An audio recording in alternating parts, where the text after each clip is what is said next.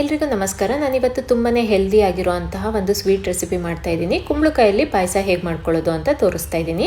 ಮೊದಲಿಗೆ ಒಂದು ಪಾತ್ರೆಯಲ್ಲಿ 1 ಚಮಚದಷ್ಟು ತುಪ್ಪ ಹಾಕೊಳ್ತಾ ಇದ್ದೀನಿ. ತುಪ್ಪ ಬಿಸಿ ಆದ ನಂತರ 1 ಕಪ್ಪಿನಷ್ಟು ಕಟ್ ಮಾಡ್ಕೊಂಡಿರುವಂತಹ ಕುಂಬಳಕಾಯಿನ ಹಾಕೊಳ್ತಾ ಇದ್ದೀನಿ.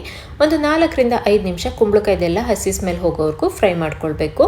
ನಂತರ ಇದಕ್ಕೆ 2 ಲೋಟದಷ್ಟು ಹಾಲನ್ನು ಹಾಕೊಳ್ತಾ ಇದ್ದೀನಿ. ಹಾಲಲ್ಲೇ ಕುಂಬಳಕಾಯಿನ ಒಂದು 4 ರಿಂದ 5 ನಿಮಿಷಗಳ ಕಾಲ ಮತ್ತೆ ಮೀಡಿಯಂ ಫ್ಲೇಮಲ್ಲೇ ಇಟ್ಕೊಂಡು ಬೇಯಿಸ್ಕೊಳ್ಬೇಕು. ಕುಂಬಳಕಾಯಿ ಬೇಯೋ ಅಷ್ಟರಲ್ಲಿ ಈ ಕಡೆ ಬೆಲ್ಲ ಕೂಡ ಕರಗಿಸ್ಕೊಳ್ತೀನಿ. ಒಂದು ಪಾತ್ರೆಯಲ್ಲಿ 1 ಕಪ್ಪಿನಷ್ಟು ಬೆಲ್ಲ ಹಾಕೊಳ್ತಾ ಇದ್ದೀನಿ. 2 ಚಮಚದಷ್ಟು ನೀರನ್ನು ಹಾಕೊಂಡ್ಬಿಟ್ಟು ಬೆಲ್ಲ ಕರಗೋವರೆಗೂ ಬಿಸಿ ಮಾಡ್ಕೊಳ್ತಾ ಇದ್ದೀನಿ. ಬೆಲ್ಲ ಕರಗಿದ ನಂತರ ಸ್ವಲ್ಪ ತಣ್ಣಗಾದ್ಮೇಲೆ ಅದನ್ನು ಸೋಸ್ಬಿಟ್ಟು ಸೈಡಲ್ಲಿ ಎತ್ತಿಟ್ಕೊಳ್ತೀನಿ.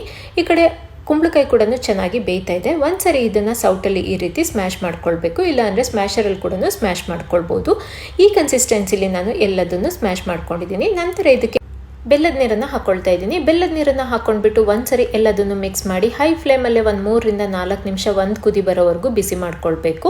ಒಂದು ಕುದಿ ಬಂದ ನಂತರ ಇದಕ್ಕೆ 1 ಚಮಚದಷ್ಟು ಏಲಕ್ಕಿ ಪುಡಿ, 5 ರಿಂದ 6 ಕೇಸರಿ ದಳಗಳನ್ನು ಹಾಕೊಳ್ತಾ ಇದ್ದೀನಿ. ಕೇಸರಿ ದಳ ಇದ್ರೆ ಹಾಕೊಳ್ಳಿ, ಇಲ್ಲಾಂದರೆ ಸ್ಕಿಪ್ ಕೂಡ ಮಾಡ್ಕೊಳ್ಬೋದು.